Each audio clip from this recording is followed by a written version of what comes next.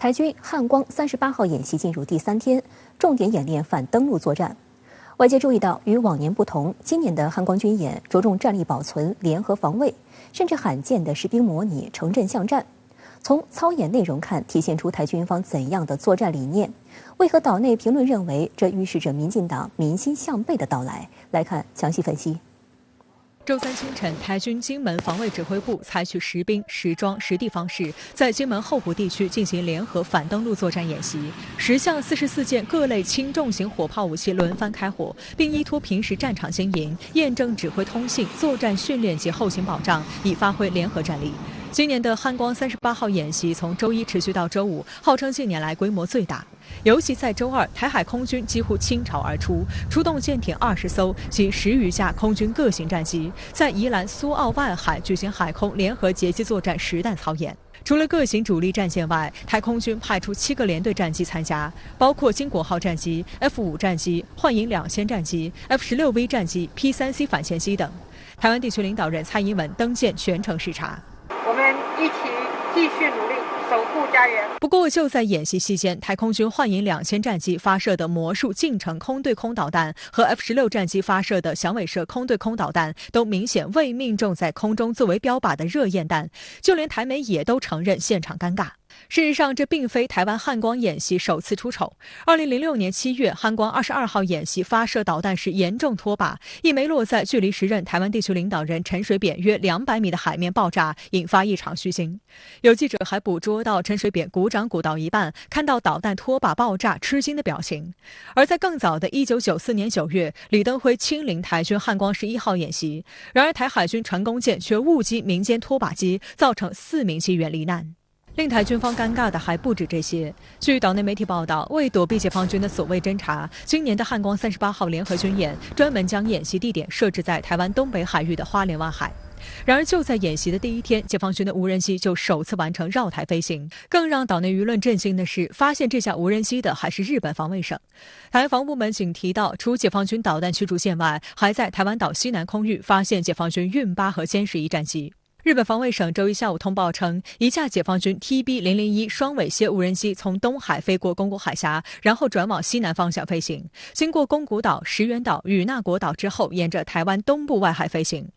有关资料显示，双尾蝎是解放军最大型的察打一体无人机之一，重量2.8吨，翼展20米，机身长10米，滞空时间可超过30小时，最大航程达6000公里，并有携带武器的能力，最大载荷达到1吨。它是一种长航式的无人察打一体机，也就是说，它一方面可以通过它的无人机上载的各种各样的光电设备、雷达系统啊，对整个台军的所谓的演习的行动啊进行一个全面的掌握啊。另一方面啊，如果真的台海形势发生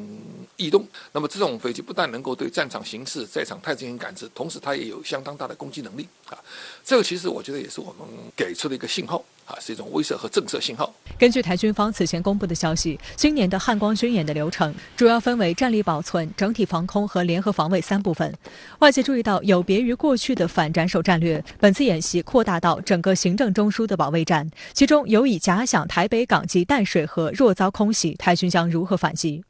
另一方面，演习还罕见地进行了实兵模拟城镇巷战。据台湾联合报报道，在淡水河口反突击科目中，台军在淡江大桥下挖掘近100米错综复杂的战壕系统，并部署后备役官兵，模拟直接上火线御敌。据悉，这是依据美军攻势的教范，美在台协会安全合作组也派员实地勘察阵地，了解城镇作战构想。此外，该科目还模拟敌军沿路推进，准备包围台北港。台陆军在沿途各路口部署标枪、反坦克导弹，以截击装甲车辆。在大楼高点则部署毒刺肩扛式防空导弹与反装甲武器。汉光军演期间，也同时启动1连4天的军民联合防空万安演习，提升军民动员作战和应变能力。我们知道台湾是一个高度城市化地区啊，那么基本上在大部分台湾的西海地区，一上岸基本上就进入城区了。台湾方面叫城镇战，其实用我们的想法就叫巷战了，就在城市地区啊，比如说特别是在新北地区，在那个淡水地区啊，绝壕据守啊。一方面可能是台湾方面认为，另外一方面我觉得背后可能也有美国人的受益，就是说啊，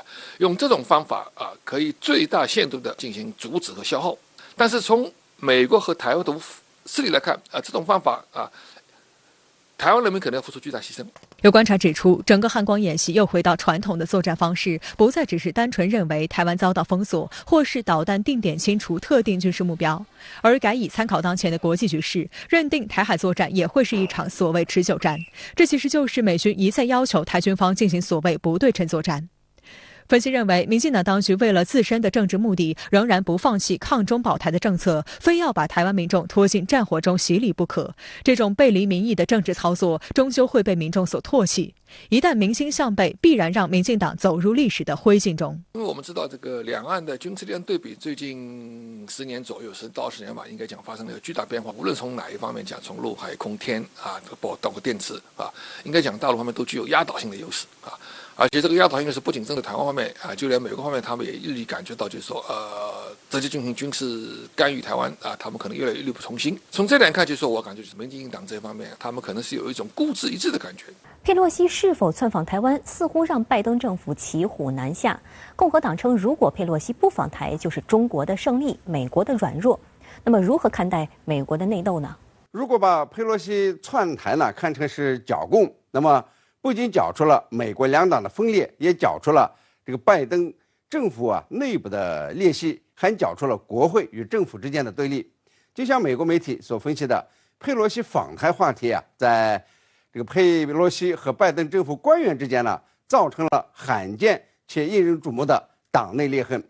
这都怪拜登的怯懦，试图左右逢源，这个团结本党迎战中期选举，没想到成了党内分裂、政府分歧、两党对垒的平台。那么最大的失败是拜登适得其反。佩洛西窜访台湾不仅仅是中美关系问题，而且成了中期选举议题，成了美国两党相互拱火破坏台海和平的角斗场。这是无助于解决问题的，相反会激化问题、激化矛盾，对中美两国都没好处。我觉得美国政坛怎么闹由他们去吧，但是我们中国要坚决地维护国家主权安全，这是第一性的，不允许外来势力来干扰破坏这个海峡两岸的和平发展。这个中国国防部把话讲明了，若佩洛西访台成行，中国军队绝对不会坐视不管，解放军的工具箱是满的，这个谅佩洛西和美军都是不敢造次的。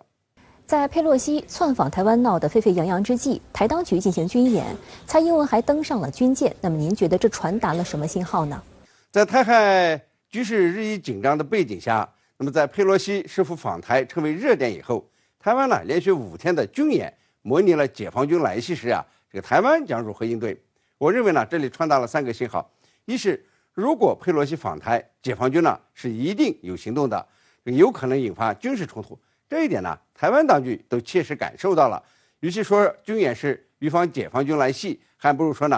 台当局用军演来证实解放军是要来真的，不会容忍台独势力和支持台独的外部势力。二是台当局用军演来表达对佩洛西台湾立场的感谢，摆出个姿态，但是知道这个佩洛西恐怕不敢到台湾。第三是显示出台军的势单力薄，哪能对抗解放军呢？这个台湾军演进一步暴露出这样一个事实：台湾试图在军事上对抗中国大陆，那注定是要失败的，是螳臂挡车。